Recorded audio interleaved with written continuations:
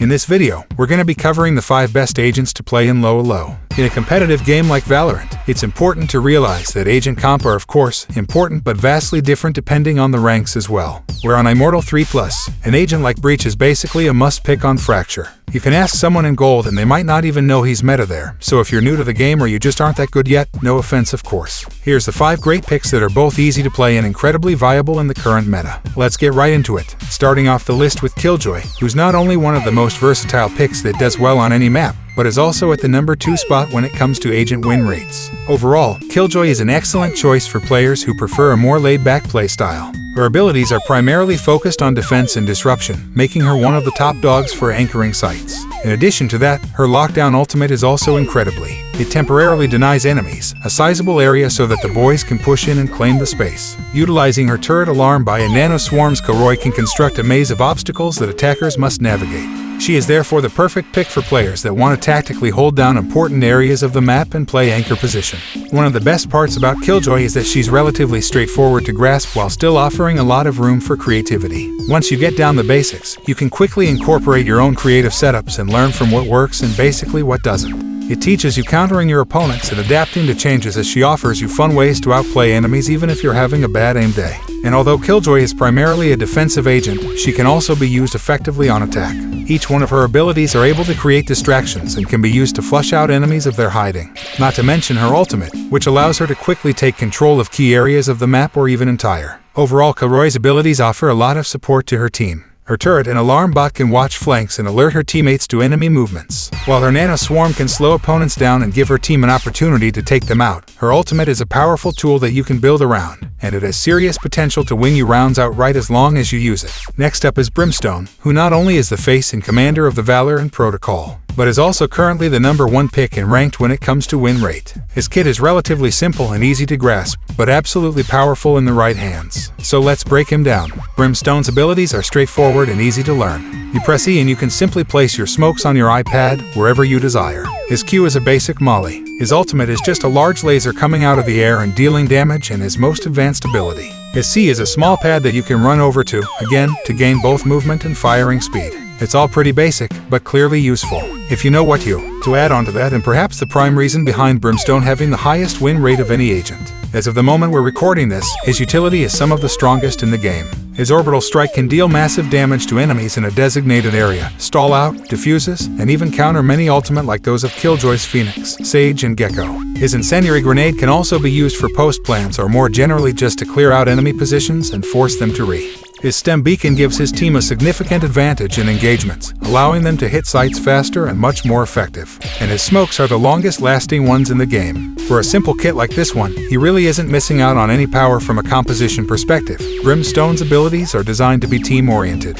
Good smokes don't only help him but the rest of the squad as well. His super speed stem beacon makes everyone 15% faster, and a 1 round through good use of his post-play install will make anyone but the opponents happy in the same way. And hey, as you most likely know, each team needs a controller. So if you don't have one yet, maybe you ought to try out Briny with Toy Me. Next up, we got Sova, the first and also only initiator. You get unlocked as you launch up Valor for the very first. And that's for good reason. Sova's kit is focused on recon and information gathering, making him a valuable asset to any team. Why is that? Well, information is super important. Because of it, you'll have an easier time clearing angles, making macro decisions, and ultimately getting kills as well. And luckily, Sova has a lot of it. His Recount Bolt and Owl Drone can be used to scout out areas of the map and reveal enemy positions, while his Shock Boat can also be used to flush out enemies who are hiding behind cover, even his ultimate gifts some information in the sense that you can clear angles with it, though more commonly you'll be using it to flag out and counter other stuff, perhaps Sofa's. One weakness for newer players is his ease of. Since you're gonna have to invest some time to really get him down, all of his abilities are hugely powerful. No doubt about that. But he is a highly team-based agent by heart. So if you're in an ELO where you should really be focusing on improving yourself and your own skill set, playing an agent that needs to be adapting to your teammates and how they want to play at the time is certainly challenging. Renat is the most played agent in the game, period. She's super strong in the right hands, but can also fall right on her nose. If you're having a bad game, she's all or nothing either. Easy carry or report this Renat, please. While picking her and playing poorly will most likely result in you getting flamed, which may not always be the most new friendly. She is a great agent to pick up first to learn the basics nonetheless. The great part about Reyna is that she's really just insanely simple. She only has one actual ability to worry about, which is a fairly basic flash. She only gets additional options once she's already secured a kill. Playing Reyna kind of forces you to learn the mechanics of Valor. You only got your aim and good peeks to rely on. So while your Rey's friend is learning Nate and Roomba lineups, or thinking about how they should use their blast packs, you're going to hyper-focus on the big picture stuff, and because of that, you might just pick it up faster. Other than that, Reyna's capacity for self-support is one of her distinguishing qualities. Reyna has a big edge in battles thanks to her Leer and Devourer, which allows her to heal herself and dismiss away from her. She can fight numerous enemies at once and maintain herself without the help of her teammates. Because of this capacity for self-sustaining can be quite useful in low elo games where team cooperation may be absent. When it comes to playstyle, Reyna is a great choice for players who like to be aggressive. Her land of our abilities allow her to get up close and personal with her enemy, making her a formidable force in close-range engagements. Her ultimate Empress gives her a significant boost in speed and firepower, allowing her to quickly take down multiple opponents in rapid succession. Perhaps the last reason she's so strong is that Reyna is a fantastic option if you're looking to solo carry games. And it's because you have a heal and an ultimate that allows for even more snowballing. She's the easiest agent to get multi-kills on by far. And as it turns out, that is often a requirement in low elo. Just because you got 2 entries onto site does not necessarily mean your friendly solo queue friends will hold back and play the 5B post plant intelligently. So in that situation, having 150 HP instead of 40 is probably quite useful.